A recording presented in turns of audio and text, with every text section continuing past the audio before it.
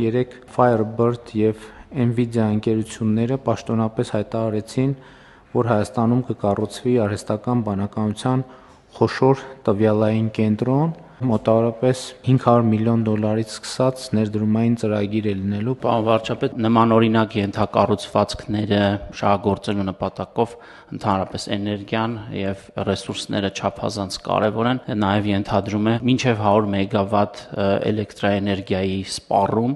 և այստեղ մենք հայտարարել ենք, որ Հայաստանը պատրաստ է, ունի այդ հզորությունները տրամադրելու։ Մի բանում մենք վստահ ենք, որ համապատասխան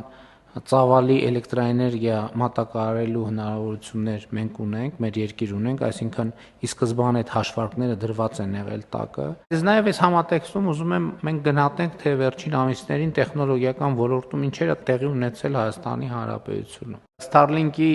ծառայությունները Հայաստանի Հանրապետության տարածքում բացվեցին, հիմա դա արդեն շատ սովորական մի իրադարձություն է,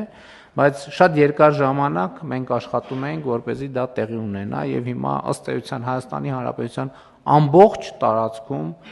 լեռներով, սարերով, դաշտերով ցանկացած ընկերություն, ցանկացած անձ կարող է ունենալ լայնաշերտ արբանյակային ինտերնետ, ինչը նաև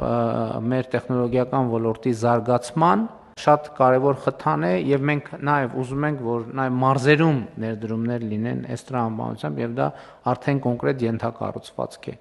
Մենք ըստ էության մի սուպեր համակարգիչը գործարկել ենք ինժեներական քաղաքում։ Մյուս սուպեր համակարգիչը, որը էլի ձեռք ենք բերել NVIDIA ընկերությունից եւ պարոն Հուանգի հետ